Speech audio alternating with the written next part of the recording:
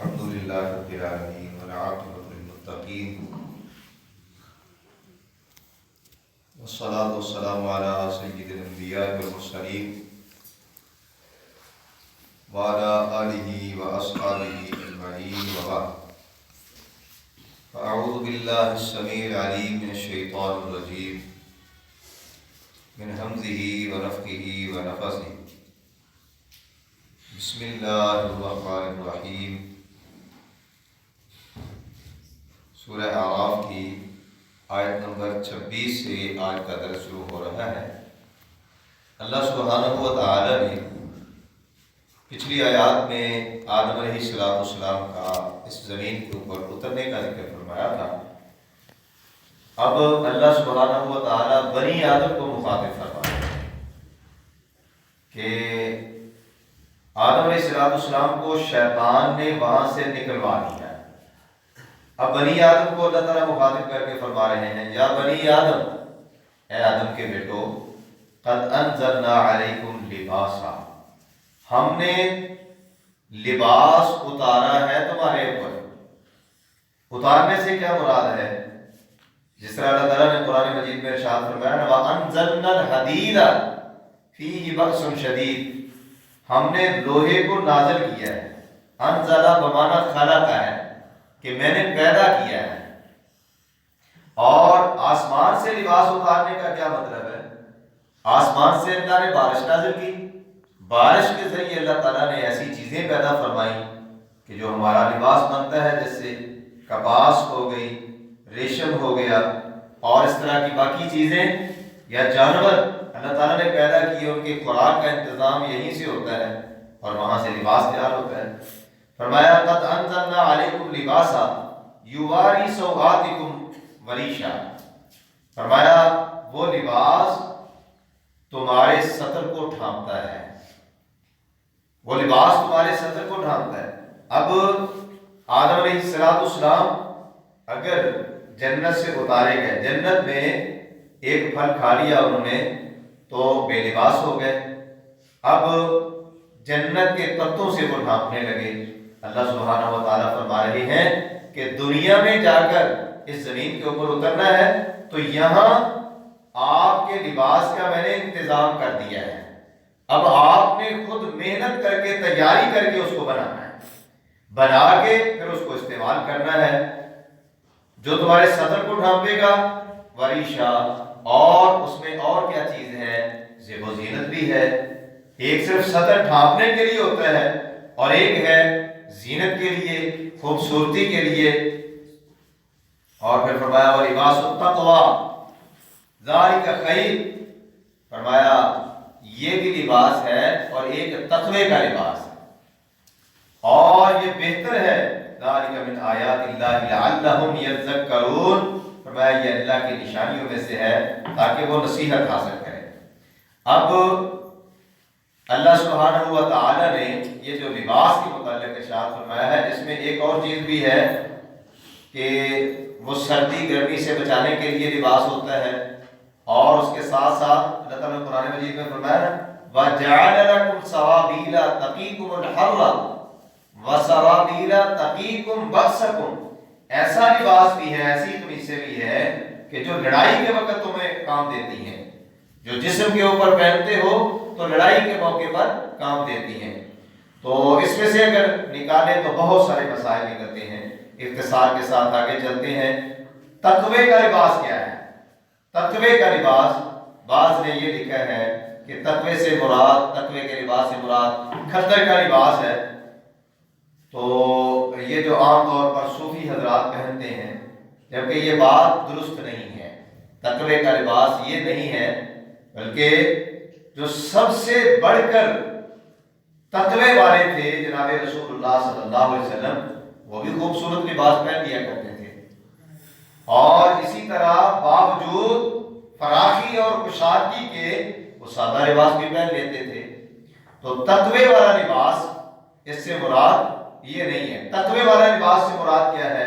ایک تو تمہارے دل کا جو تقوی ہے اللہ اور اس کے رسول کی اطاعت کا، یعنی تمہارے دل میں اللہ کا ڈر ہونا چاہیے، یہ ایسا لباس ہے جس طرح تم لباس کو سمیٹ کے رکھتے ہو، محفوظ کر کے رکھتے ہو، اسی طرح تم تقوی کی بنیاد پر اپنے آپ کو سمیٹ کے رکھتے ہو کہ کہیں کسی گناہ میں ہم آلودہ نہ ہو جائیں۔ اور دوسری بات، اگر ظاہری لباس اس سے مراد لے لیا جائے تو اس سے مراد یہ ہے کہ لباس ایسا ہو کہ جو خلاف شریعت نہ ہو۔ خلاف شریعت سے مراد کیا ہے؟ مرد جو ہے وہ زعفرانی رنگ کا لباس نہ پہنے، ریشم نہ پہنے، اور پھر ایسا لباس کہ جو ٹخنوں کے نیچے چلا جائے، غرور اور تکبر والا لباس وہ نہ پہنے، جس کے متعلق جناب رسول اللہ صلی اللہ علیہ وسلم نے بھی ارشاد فرمایا تھا کہ یہ چیز جو شخص ٹخنوں سے نیچے اپنے کپڑے کو لٹکاتا ہے، اللہ نظر رحمت سے اس کی طرف دیکھے گا ہی۔ تو تقوی کا لباس یہی ہے۔ اور پھر فرمایا لعلہم یذکرون، تاکہ وہ نصیحت حاصل کریں، اللہ تعالیٰ کی اس بڑی نعمت کی قدر کریں۔ اور پھر فرمایا یا بنی آدم، اے آدم کے بیٹو، اللہ تعالیٰ بنی آدم کو مخاطب کر کے نصیحتیں فرما رہے ہیں۔ اے بنی آدم، آدم علیہ السلام کے بیٹو، لا یفتننکم الشیطان کما اخرج ابویکم من الجنہ، تمہیں کہیں شیطان فتنے میں مبتلا نہ کر دے۔ فتنے کون سے ہیں؟ رسول اللہ صلی اللہ علیہ وسلم نے ارشاد فرمایا میں نے دنیا میں عورت سے بڑھ کر کوئی فتنہ زیادہ نہیں دیکھا جو میری امت کے لیے نقصان دہ ثابت ہوتا ہو، اور اس سے بڑھ کر کوئی فتنہ نہیں ہے۔ اب دیکھیے عورت کے متعلق ہمارے کلچر نے کیا ثابت کیا ہے۔ ہم جو کلچر اپنا رہے ہیں انگریز کا اور شیطان کا دیا ہوا کلچر، کہ ہم نے عورت کو اشتہار بنا دیا ہے، جبکہ ایک یہ بڑی ہی معزز اور پردے کی جگہ تھی جس کو ہم نے بازار میں لا کے کھڑا کر دیا، اور ہر گھر میں عورت کو بھیجا کاروبار کے لیے، دکان کے اوپر بٹھا لیا اور اشتہار کے اوپر دے دیا۔ میرے بھائیوں، یہ سب سے بڑا فتنہ ہے۔ تو اللہ سبحانہ و تعالیٰ فرما رہے ہیں لا یفتننکم الشیطان کما اخرج ابویکم، اب شیطان تمہیں ایسے فتنوں میں مبتلا کرے گا جس طرح تمہارے باپ آدم علیہ السلام کو جنت سے نکالا تھا، تم تو پہلے نکلے ہوئے ہو، تمہیں جنت میں جانے سے روکے گا، یہ ایسے ایسے فتنے میں مبتلا کرے گا۔ کبھی کس طرح کا فتنہ ہوگا، کبھی کس طرح کا فتنہ، وہ فتنوں میں ڈال کر تمہیں اس جنت میں جانے سے روکے گا جس طرح تمہارے باپ آدم علیہ السلام کو جنت سے نکالا تھا۔ فرمایا ينزع عنہما لباسہما لیریہما سوآتہما، جس طرح تمہارے باپ آدم علیہ السلام ان دونوں سے ان کے لباس اتارتا تھا۔ کس طرح اس نے لباس اتارا تھا؟ اللہ اکبر، قسمیں اٹھا اٹھا کر لباس اتارا۔ فرمایا لیریہما سوآتہما، تاکہ ان دونوں کے صدر دکھائے۔ فرمایا انہ یراکم ہوا وقبیلہ من حیث لا ترونہم، اب اس کا تمہارا فرق کیا ہے؟ ایک دشمن وہ ہے جو تمہیں سامنے نظر آ رہا ہے، اور ایک دشمن وہ ہے تمہیں نظر نہیں آتا۔ اللہ سبحانہ و تعالیٰ فرماتے ہیں وہ تمہیں دیکھتا ہے، اور اس کا قریب وہ تمہیں دیکھتے ہیں جہاں سے تم نہیں دیکھتے۔ فرمایا انا جعلنا الشیاطین اولیاء للذین لا یؤمنون، بے شک ہم نے شیطانوں کو ان لوگوں کے دوست بنایا جو ایمان نہیں رکھتے۔ اب اللہ سبحانہ و تعالیٰ نے یہ جو ارشاد فرمایا کہ وہ ایسا دشمن ہے کہ تمہیں دیکھتا ہے، تم اسے نہیں دیکھ سکتے۔ بعض لوگوں نے یہ کہا ہے کہ اس آیت سے نکلتا ہے کہ تم کسی بھی جن کو مطلق طور پر دیکھ ہی نہیں سکتے، اس کی بالکل نفی کر دی، حالانکہ یہ بات درست نہیں ہے قرآن و سنت کی روشنی میں، کیونکہ جنات کو دیکھنا احادیث میں اس کا ذکر موجود ہے۔ جناب رسول اللہ صلی اللہ علیہ وسلم نے نماز کی حالت میں تھوڑا سا آگے بڑھے پیچھے ہٹے، یہ حدیث میں پہلے بیان کر چکا ہوں کئی دفعہ۔ فرمایا کیوں ایسا ہوا؟ اس لیے آپ نے فرمایا میں نے شیطان کو دیکھا تھا، اس کو پکڑنا چاہا۔ گویا کہ رسول اللہ صلی اللہ علیہ وسلم نے دیکھا ہے آپ نے۔ اور اسی طرح سیدنا ابو ہریرہ رضی اللہ تعالیٰ عنہ والی روایت کہ جس میں فرماتے ہیں رات کے وقت وہ چور آیا اور چوری کرنے لگا. وہ کون تھا؟ وہ بھی تو شیطان تھا، جن تھا.